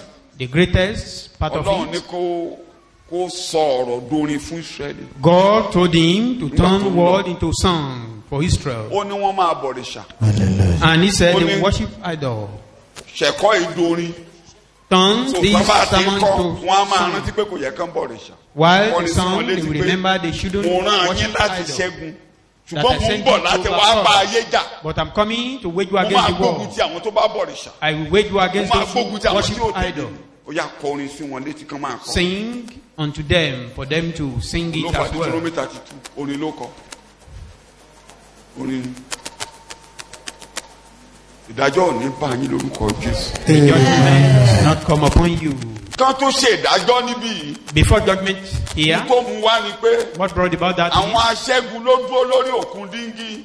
the victor Ṣùgbọ́n mi upon the ẹlẹ́dàá transparent mo glass. fẹ́ ṣèdájọ́ àwọn abọ̀rìṣà. But now God wants to judge the idol worshipper or the Àwọn idolater. aṣẹ́gun nìyẹn. Ṣùgbọ́n èmi ẹlẹ́dàá fẹ́ ṣèdájọ́ àwọn abọ̀rìṣà. I, Creator, want to judge Mo the ṣe ní kí Mósè kọrin. idolator. Mósè ní orin pé èmi Ọlọ́run ẹ̀san. That is why Ọlọ́run Moses ẹ̀san. said, I'm a God of vengeance. I, God of vengeance, I want to judge those idol worshippers. Ẹ wá kọrin ọ̀dọ́ àgùntàn. Orin ìràpadà. Sing Kí ni mo song kọrin ọ̀dọ́ àgùntàn? of redemption. Kí mo kọrin ọ̀dọ́ àgùntàn? orin ìdàpadà. Tẹ́ ẹ bá ti rí gbogbo ibi tó bá ti ń kọ orin ọ̀dọ́ àgùntàn. Anytime ẹ you máa sing rí. the Ìwọ ló yẹ, ìwọ ló yẹ, ìwọ ló yẹ láti gba ògo. Ìwọ ló yẹ. Ẹ jẹ́ ká ka Bíbélì díẹ̀ ẹ̀ẹ́dì orin ọ̀dọ́ àgùntàn. Ẹ̀ẹ́dì orin ọ̀dọ́ àgùntàn. Ìṣẹ́gun lórí èṣù. victory over Ìṣẹ́gun lórí Satan. èṣù. Victory Lórí over ọ̀dọ́ Satan. àgùntàn. Ìwé ìfihàn orí kẹrin ẹsẹ̀ kọkànlá. Ìwé ìfihàn orí kẹrin ẹsẹ̀ Revelation kọkànlá. 4 verse 11. So ẹ jẹ́ kó orin Mósè yé yín o. olúwa Understand the Orin song Mósè of túmọ̀ Moses. sí ìṣẹ́gun àwọn aṣẹ́gun ló wà lórí òkun The dídí. song of Moses Ìkejì means èmi ẹlẹ́dàá ń bọ̀ wá ṣèdájọ́ the àwọn victor abọ̀rìṣà. of those who are upon the transparent glass. The second one is that I, God, am coming to judge the other worshippers. Ẹsẹ̀ kọkànlá orí kẹrin. olúwa ìwọ ni ó yẹ láti gba ògo àti ọlá àti agbára. Thou art worthy, O Lord, to receive glory and honor and power. nítorí pé ìwọ ni ó dá ohun gbogbo àti nítorí ìfẹ́ inú rẹ ni wọ́n fi wà tí a sì dá wọn. For thou hast created all things, and for thy pleasure they are and were created. Orí karùn-ún ẹsẹ̀ ìkẹjọ sí ìkẹwàá. nígbà tí ó sì gba ìwé náà And when he had taken the scroll, àwọn ẹ̀dá alààyè mẹ́rin náà àti àwọn àgbà mẹ́rìnlélógún náà wólẹ̀ níwájú ọ̀dọ́ àgùntàn náà. the 4 living creatures and the 24 elders of the heavenly Sanhedrin prostrated themselves before the Lamb. olúkúlùkù wọn ní dùùrù àti aago wúrà tí ó kún fún túràrí tí í ṣe àdúrà àwọn ènìyàn mímọ́. Each was holding a harp, lute, a guitar, and they had golden bowls full of incense, fragrant spices, and gods for burning, which are the prayers of God's people, the saints. wọ́n sì ń kọrin tuntun kan wípé ìwọ ni ó yẹ láti gba ìwé náà. And now they sing a new song, saying, You are worthy to take the scroll and to break the seals that are on it. àti láti ṣí èdìdì rẹ̀ nítorí tí a ti pa ọ́ ìwọ sì ti fi ẹ̀jẹ̀ rẹ ṣe ìràpadà ènìyàn sí ọlọ́run láti inú ẹ̀yà gbogbo. Bọ́ sí ẹsẹ̀ kejìlá mò ń yọkà. For you were slain, sacrificed, and with your blood you purchased men unto God from every tribe and language and people and nation. wọ́n wí ní ohùn rárá pé yíyẹ ní ọ̀dọ́ àgùntàn náà tí a ti pa láti gba agbára àti ọrọ̀ àti ọgbọ́n àti ipá àti ọlá àti ògo àti ìbùkún. Ṣé ẹ rí i pé Saying- gbogbo orin ọ̀dọ́ àgùntàn orin yes ma. In a loud voice, the saving is the Lamb, who was sacrificed to receive all the power and riches and wisdom and might and honor and majesty, glory, splendor, and blessing. Bẹ́ẹ̀ bẹ́ẹ̀ lọ ẹ máa rí Bíbélì pé orin ìṣẹ́gun lórin ọ̀dọ́ àgùntàn. The song of the Lamb is the song of So victory. those who are standing on that crystal glass, that just as I've said, John could not express himself. He couldn't Àwọn express tó ń himself. dúró lórí òkun dígí yìí gẹ́gẹ́ bí mo ṣe sọ Let me read Jòhánù what ọmọ èdè tó lè I lò put down. The fún floor òkun of dígí the, yìí. that is 1A. The floor of the heavenly temple being made of transparent glass with the appearance of fire of prismatic colors produced by the glory of God. Ilẹ̀ tẹ́ḿpìlì ní ọ̀run ni ó dàbí òkun dígí tí ó dàpọ̀ pẹ̀lú iná tàbí àwọn àwọ̀ tí ó dán tí You tí ó know, dán tí ògo Ọlọ́run pèsè. you know, a prism can produce rainbow, can produce colors. So what is happening there is that the glory of God is being brought into view. A kò fi ògo Ọlọ́run hàn. The glory of God emanating from the light in which he dwells as light of the old city. ògo and ọlọ́run cause the glittering of the sea of glass.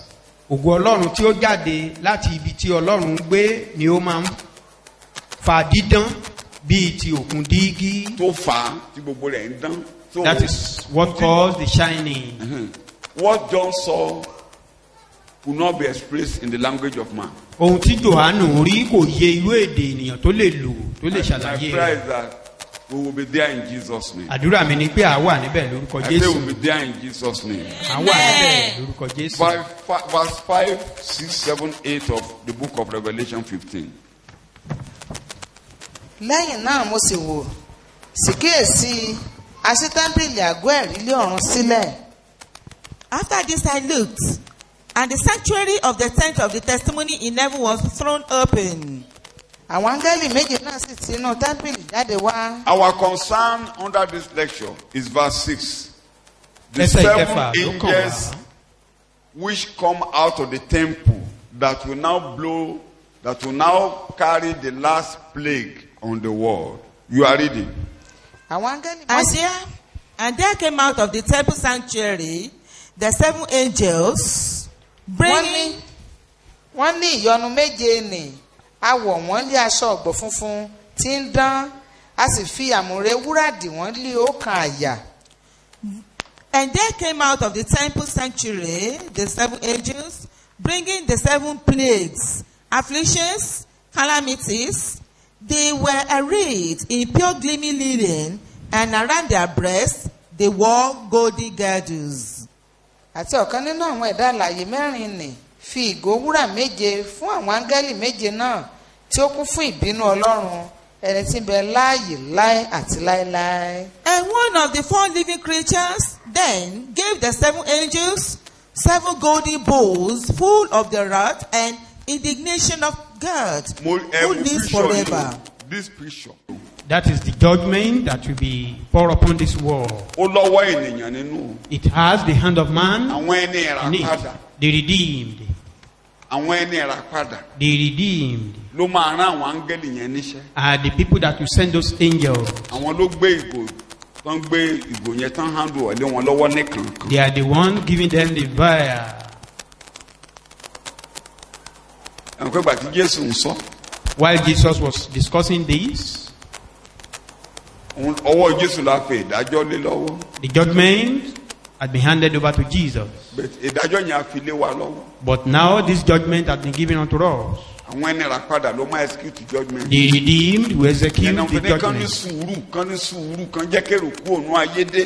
That Àwọn is ẹni why- ìràpadà kúkọ ẹjẹ́ kan dé. That is why they were being told Ọlọ́run á to be gbẹ̀san patient and let lára the gbogbo other àwọn tí ń redeemed pọ́n wa lójú. return home. Tó ní èrè lára. God will take vengeance of those who are oppressing the Christian.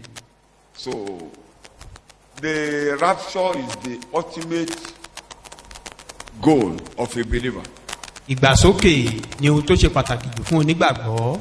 Either those who have gone Bóyá àwọn tó ti lọ or those who will remain on earth. àbí àwọn tó á sì wà nínú ayé. The trumpet will sound Ìpè àdún. because God has not appointed us to wrath. Ọlọ́run ò yàn wá sí ìbínú. We will all gather together Gbogbo wa là á kóra jọ and pọ̀. will be in heaven À wà lọ́run. when God will execute this judgment of vengeance on earth. Nígbà tí Ọlọ́run á fi ìbínú rẹ̀ yìí hàn lórí àwọn Remember, ìbínú ayé. under the 5th seal, Lábẹ́ ìdìdí karùn-ún. God told those in heaven who have died because of persecutions Ọlọ́run sọ fún àwọn tó wà lọ́run àwọn tó ti kú nítorí inúnibíni that they should rest. pé kán máa sinmi ná. Let the rest join you. Pé kí àwọn ènìyàn mímọ́ láti Before inú we ayé execute yòókù kó judgment darapọ̀ mọ́ upon the yín earth. ká tó wá dá ayé lẹ́jọ́. So, the course of heaven then will be filled with saints. Gbogbo ọ̀run lákún pẹ̀lú àwọn And the ènìyàn mímọ́ temple nígbà in náà. heaven, Tẹ́ḿpìlì tó wà lọ́run. the replica of which was the temple of Solomon on earth, Àwòrán rẹ̀ ní ti tẹ́ḿpìlì Sólómọ́nì will now be tó wà open. láyé. Saints will be there. Àwọn ènìyàn mímọ́ á wà níbẹ̀. And when God is about to execute this judgment, the glory of God will fill that temple. Nígbà tí Ọlọ́run bá fẹ́ mú ìdájọ́ yìí ṣe, ògo Ọlọ́run á wá kúnnú tẹ́ḿpìlì The yìí. glory of God will fill that temple. Ògo Ọlọ́run á kúnnú tẹ́ḿpìlì Just like yìí. the glory of God filled the temple when the ark of the covenant was taken into the temple. gẹ́gẹ́ bí ògo ọlọ́run ṣe kúnnú tẹ́ḿpìlì nígbà tí a gbé àpótí ẹ̀rí wọnú tẹ́ḿpìlì. When you read 1 Kings chapter 8, àwọn ọba kìíní orí kẹjọ verse 10 and 11. ẹsẹ̀ ìkẹwàá sí kọkànlá. 1 Kings chapter 8, àwọn ọba kìíní orí kẹjọ verse 10 and 11. ẹsẹ̀ ìkẹwàá sí kọkànlá. When the priest had come out of the holy place, the cloud filled the Lord's house. nígbà náà ni Solomoni sọ pé Olúwa ti wí pé a ó máa gbé inú òkùnkùn òun ó máa gbé inú òkùnkùn biribiri nítòótọ́ èmi ti kọ́ ilé kan fún ọ láti máa gbé inú rẹ̀ ibùjókòó kan fún ọ láti máa gbé inú rẹ̀ títí What I láé. want to bring out that the glory of God filled the temple, that the priests ògo themselves. ọlọ́run sì kúnnú tẹ́ḿpìlì tó bẹ́ẹ̀ gẹ́ tí àwọn àlùfáà wọn ráyè àti So in Revelation chapter 5, 15 verse 8. Revelation 15 verse 8. ìwé ìfihàn orí kàndógún The ẹsẹ̀ glory of ìkẹjọ. God will fill the temple, that nobody will be able to enter it until the wrath of God has been finished on earth. ògo ọlọ́run akúnnú tẹ́ḿpìlì tó bẹ́ẹ̀ You are gẹ́ tí ò reading. sí ẹnikẹ́ni tá a ráyè síbẹ̀ títí tí a fi mú ìdájọ́ ọlọ́run ṣẹ Verse nínú ayé. 8. tẹ́ḿpìlì náà sì kún fún èéfín láti inú ògo Ọlọ́run àti agbára rẹ̀ wá. And the sanctuary was filled with smoke from the glory, the radiance from his might and power. ẹnikẹ́ni kò sì lè wọ inú tẹ́ḿpìlì náà lọ títí a fi mú ìyọnu méjèèje àwọn áńgẹ́lì méje náà ṣẹ. And no one was able to go into the sanctuary until the 7 plagues, afflictions, calamities of the 7 angels were ended. tí Like I said the other time, I won't be going to scripture on scripture. gẹ́gẹ́ bí mo ṣe sọ Saints tẹ́lẹ̀ are now going to heaven. àwọn ènìyàn mímọ́ ti ń gòkè lọ́run The báyìí. resurrection will carry us to the presence of God. àjíǹde á gbé wa lọ síwájú ọlọ́run. When God will execute that judgment on earth, ṣùgbọ́n nígbà tí ọlọ́run bá fẹ́ mú ìdájọ́ ṣẹ lórí ayé. the tabernacle in heaven will be open to be filled of the glory of God. tẹ́ḿpìlì tọ̀run a ó ṣí tẹ́ḿpìlì tọ̀run tí yóò sì kún fún ògo rẹ̀. And no one will be allowed to enter until God finish that judgment. kò sí ẹni tí àìtá lè ráyè wọbẹ̀ àfìgbà tí ọlọ́run bá parí It's a ìdájọ́ lórí ayé. time of execution of God's judgment upon earth. ó jẹ́ àkókò tí ọlọ́run fẹ́ mú ìdájọ́ rẹ̀ ṣẹ lórí ayé. Upon those who don't believe in Christ. lórí àwọn tí ò gba Jésù gbọ́. Second Thessalonians chapter 1. Tẹsalóníkà kejì orí kìíní We can read from verse 6 láti ẹsẹ̀ ìkẹfà so that you can get the picture of what I'm trying to say. kí òye ohun tí mò ń sọ kó lè yé wa. Second Thessalonians chapter 1 verse 6. bí ó sì ti jẹ́ pé ohun òdodo ni fún Ọlọ́run láti fi ìpọ́njú gbẹ̀san lára The time of vengeance, ó jẹ́ àkókò the ẹ̀san time of recompense àkókò for ìrònú those pìwàdà who are tormenting the church, fún àwọn tó ń tormenting pọ́n the ìjọ people lójú of God, to worship God. tó jẹ́ kó ṣòro fún wọn láti You are sin reading. Ọlọ́run. àti fún ẹ̀yin tí à ń pọ́n lójú Yes. ìsinmi pẹ̀lú wà nígbà Those ìfarahàn Jésù Olúwa. those of you that have believed, that have been tormented, been persecuted, àwọn tó kọ Jésù sílẹ̀ tán ń tẹ̀lé Those àtòjì sí who Kristi believe in bí ẹranko. Christ. àwọn tó gbàgbọ́ nínú Jésù they will rest. wọ́n á máa sinmi. They will be at rest. One Take it sinmi. again. 6 and 7. Yes. bí ó ti jẹ́ pé ohun òdodo ni fún Ọlọ́run láti fi ìpọ́njú gbẹ̀san lára àwọn tí ń pọ́n yín lójú. It is a fair decision since it is a righteous thing with fair God. decision. A fair decision. A righteous thing. With Ìpinnu God to Ọlọ́run repay with To distress. repay. With distress Distress. and affliction, Affliction. those who distress and afflict you. Those who afflict the church. Those who punish the church. Those who reject the gbogbo gospel. àwọn tó ń gbógun ti Yes. ìjọ àti tó ń fún gbógun ti ẹ̀yin tí à ń ìrere. pọ́n lójú ìsinmi pẹ̀lú wà. Those of you under threats, under persecutions, you will rest with us. And to recompense you who are so distressed and afflicted by granting you relief and rest along with us. You have relief and you rest with us in heaven. nígbà ìfarahàn Jésù Olúwa When láti ọ̀run Jesus wá. comes, you nínú ọ̀wọ́ will iná. rest. When the Lord Jesus is revealed from heaven with his mighty angels in Yes. a flame of fire. You will rest. ẹ sinmi. Why his angels will punish. You are nígbà tí reading. àwọn áńgẹ́lì rẹ̀ You are bá ń fi reading. ìyà jẹ àwọn ènìyàn nínú ayé níbẹ̀. Yes, pẹ̀lú Mark. àwọn áńgẹ́lì alágbára rẹ̀ Yes, ẹni tí yóò san ẹ̀san fún àwọn tí kò mọ ọlọ́run bẹ́ẹ̀ni. tí wọn kò sì gba ìrere jésù olúwa gbọ́. For those who reject Christ, those who don't know God and they reject Christ, the day of vengeance is the tribulation, the great tribulation. ọjọ́ ẹ̀san ọlọ́run lórí àwọn tó kọ jésù tí ò tẹ̀lé ọlọ́run ní ọjọ́ ìpọ́njú ńlá. The language here is that believers in Christ will be resting. They will be relieved.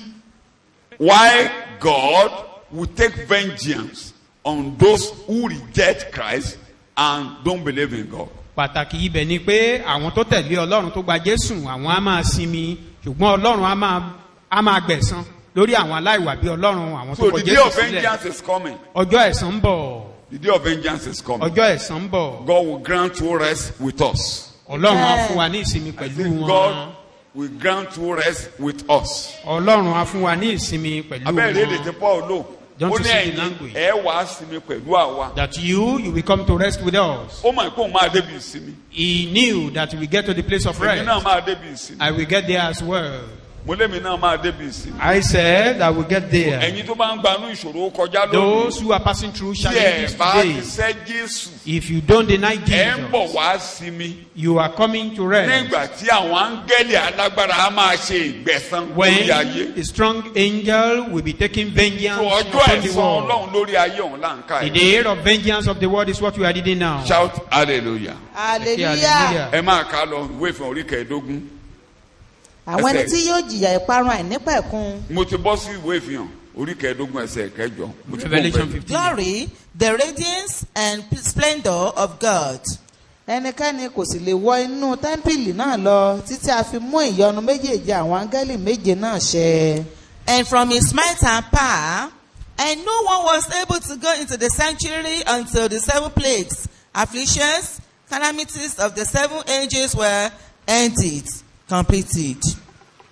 Ìdájọ́ yẹn, One will àwọn be áńgẹ́lì á máa mú penalty. ìdájọ́ yẹn ṣe. Angels Láti will be ọ̀sẹ̀ tó ń fulfilling bọ̀, a that máa wo àwọn judgment. ìgò yẹn lẹ́sẹlẹ́sẹ. From next week, we'll be considering those Ṣùgbọ́n buyers orí one after the ìkẹyìndógún other. ẹsẹ̀ kínní ni màá parí ẹ̀kọ́ alẹ́ Verse sí. chapter 16, wọ́n sì from gbọ́ verse òun ńlá 1. kan láti inú tẹ́ḿpìlì wá. Bẹ́ẹ̀ni, Then I heard a mighty voice from the temple sanctuary, wọ́n ń wí fún àwọn áńgẹ́lì méje nì pé saying to the 7 angels, ẹ lọ ẹ sì tú ìgò ìbínú ọlọ́run wọn nì sí orí ilẹ̀ ayé. Go and empty out on the earth the 7 bowls of God's wrath and indignation. go your ways, Ẹ lọ, pour out the vase ẹ sì tú ìgò ìbínú of the Ọlọ́run. wrath of God Ìgò ìbínú Ọlọ́run wọn ni upon the earth. sí orí ilẹ̀ ayé. Underline this. 1 Thessalonians, let me repeat it for emphasis. Tẹsalóníkà kínní, Chapter 5, orí karùn-ún, verse 9. ẹsẹ̀ ìkẹsàn-án. nítorí ọlọ́run yàn wá kì í ṣe sí ìbínú For God has not, ṣùgbọ́n sí àti ní ìgbàlà nípasẹ̀ jésù kristi olúwa wa. He did not select Arábìnrin. us to condemn us. Máa ka ẹni tó bá gbàgbọ́ kó máa wí tẹ̀lé ọ. Ọlọ́run yàn mí. Anyone that Kì í ṣe believes- sí nítorí ìbínú. ọlọ́run Read yàn after mí me. Ọlọ́run yàn mí. God has chosen Kì í me, ṣe sí ìbínú. not kì í unto ṣe the sí wrong. ìbínú Ọlọ́run yàn mí. God Ọlọ́run has yàn mí. Kì í appointed ṣe sí us, ìbínú. kì í not ṣe sí ìbínú wrong, Láti ní ìgbàlà nípasẹ̀ but to Jésù. ṣùgbọ́n sí obtain àti ní salvation. ìgbàlà nípasẹ̀ By our jésù Lord kristi Jesus olúwa Our wa. Lord Jesus Christ, the Messiah. Mo ní kẹ́ka kẹ́kẹ́ fúnra ní jẹ́wọ́ ẹ̀. Ẹsẹ̀ Read it orí and 16 confess verse it. 1 yẹn. Wọ́n ní kí àwọn áńgẹ́lì yẹn máa lọ. Kán lọ rọ òjò ìgò ìbínú sí ayé. God commanded those angels to go and pour the content of the vial upon Ṣé the o wà wall. lára àwọn tán máa rọ òjò ìbínú yẹn lé lórí? Are you one of those whom God will pour the vial Ìwọ ló upon? máa pẹnu rẹ̀ o. You will determine. Àyàn mi sí ìparun. Have not been chosen for Àyàn mi láti destruction. nípa nínú ìbínú. Have not been appointed to Àyàn mi partake sí in the wrath ìgbàlà. of God. Have chosen or appointed for salvation. Èmi ni mò ń sọ, mo ní àyàn mi Talking sí of my ìgbàlà. own. àyàn mi sí ìbínú Ọlọ́run. I am appointed to Jẹ́wọ́ ní salvation, ìṣẹ́jú not to méjì the mi wrath ò of ní God. nípa nínú ìbínú Confess Ọlọ́run. that in 2 minutes. I will not partake in Mi the ò wrath ní of nípa God. nínú ìbínú I Ọlọ́run. will not partake in Torí the wrath bẹ́ẹ̀ ni of mo God. ṣe gba Jésù For this gbọ́. reason I accepted Torí bẹ́ẹ̀ ni mo Christ. ṣe sinmi lé ẹ̀jẹ̀ For Jésù this reason I nìkan. rest upon the blood Mo of ṣe sinmi lé Jesus. agbára Ọlọ́run I nìkan. trust upon the power of God. A ò yàn mí sí ìbínú o. I'm not being appointed Mi ò to sì the ní nípa nínú wrath. ìbínú I Ọlọ́run. don't want to be a partaker in Ìbínú the yẹn wrath ń bọ̀ of lórí God. ayé. That wrath is coming upon the world. Ọjọ́ ẹ̀san Ọlọ́run ni. The day of vengeance of Ọjọ́ God. ẹ̀san Ọlọ́run The ni. day of vengeance of Mi ò ní God. wọnú ọjọ́ ẹ̀san I will Ọlọ́run not yìí. enter into this. Gba Jésù For gbọ́. this reason, I accepted Christ. Akọrin kan ló sọ bẹ́ẹ̀ lọ́jọ́ wọn àná. According to a songwriter. Ìgbẹ̀yìn ni mo rò tí mo fi gba Jésù gbọ́. Ọba mi mọ́ olóore jẹ́ kí ìgbẹ̀yìn mi dára. Kì í ṣe torí ọjọ́ òní ni mo ṣe gba Jésù torí I have ọjọ́ not ọ̀la. accepted Christ Torí because of ọjọ́ today, ọ̀la. but because of O future. yàn mí sí ìparun mi ò ní You have wọ́n not náà ìparun appointed lọ. me for destruction. Bá Ọlọ́run sọ̀rọ̀ ní ṣókí. Talk to God Ibi briefly. ìsinmi lèmi máa lọ o. I will enter into the place of Màá darapọ̀ prayer. máwọn àyànfẹ́ nínú orí òkú I will yìí. identify with the Láti same sinmi pẹ̀lú upon Jésù. that Ayé ń lọ transparent sópin ground. báyìí o. The world is going running to an end. Ayé ń kẹ́rù sọ́kọ̀ o. The world is going to an end. Olúwa ò yàn mí sí ìparun. God has not appointed Oh, me yàn mí unto sí the Lord. ìbínú o. You've not appointed me into your Ẹ̀gbàlà ló Lord. yàn mí sí o. You've appointed me to Tó náà salvation. Jésù mo dé lálẹ́ yìí o. Jesus have come this Mo evening. tún dì mẹ́jẹ̀ ìbùwọ́n o. Send help unto me.